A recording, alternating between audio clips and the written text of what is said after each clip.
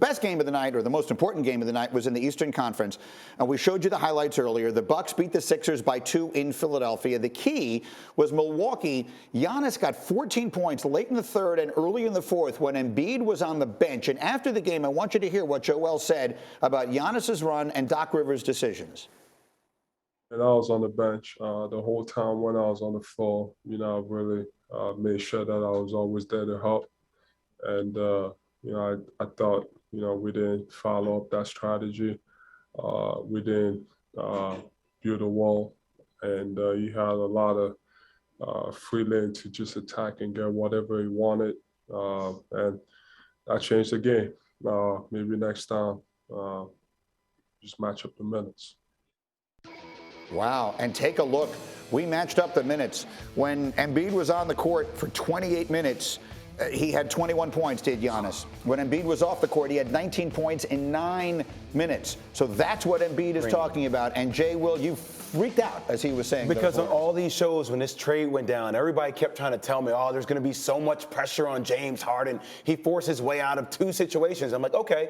The most pressure is on Doc Rivers because there were a lot of questionable strategy moves I saw with Doc Rivers and the Atlanta Hawks when they played in that series. And the first person that comes to mind when your best player is questioning the strategy, here it goes. And James Harden had his best game last night of his 76er career thus far. And we're questioning strategies? Like, I don't see that getting better for the 76ers. Harden had 32. You brought this up earlier, Monica, and you mentioned the sound, but you brought up that decision, and really it went a long way towards deciding the game. What do you think, Monica?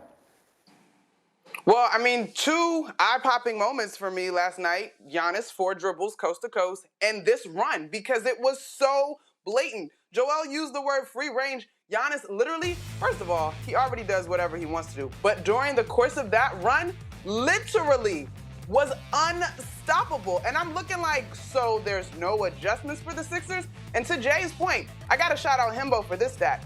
Doc Rivers has lost 11 playoff series in which he has had a lead. And so we talk about the playoffs for this Sixers squad. You got 2 big questions, your head coach and your starting star point guard in James Harden. So I'm nervous if I'm a Sixers fan. Yeah, and so, Wendy, let me just bring it back again, sort of bigger picture here. There's 2 huge referendum games they've played at home since they made this trade. And again, Harden scored 32 points last night. He played very well. But they had Brooklyn in the building a few weeks ago and got blown out. And then last night they have Milwaukee in the building, and they play relatively well but lose. How do you feel about that right now if you're a Philly fan? Yeah, and the trend of recent losses is bad because they keep blowing leads. They had a lead in Phoenix the other night. They had a lead at home to Toronto. They had a lead at home to Denver. They're blowing these double-digit leads. And look, it happens in the regular season, but when you see it happen a bunch of times in a row and you know Doc's history, it gets worrisome. How concerned are you if you're a Philly fan? Well, I get worried about offensively. It feels like, look, I think Philly is at their best when the ball moves. They're moving the defense from side to side to get continuity offensively because it feels like everybody's a part of it. But there does come a time where the ball gets to James Harden's hands and it gets stuck. It's almost similar to what happened with Kemba Walker or Kyrie Irving when he was with the Boston Celtics. Right. Then Kemba kind of came in, the ball moved a little bit more. I think that's going to be a big thing for them. But isn't that who James Harden is? Are you describing him, right? Yes. Like if you put a picture of the ball being stuck in the dictionary, it'd be a picture of James Harden. That's why it's going to be a problem, Greeny. So when we list right now, in the tightest conference we've ever seen, we list the teams you could see coming out of the East. How high up do you put Philly? I put Philly top 4.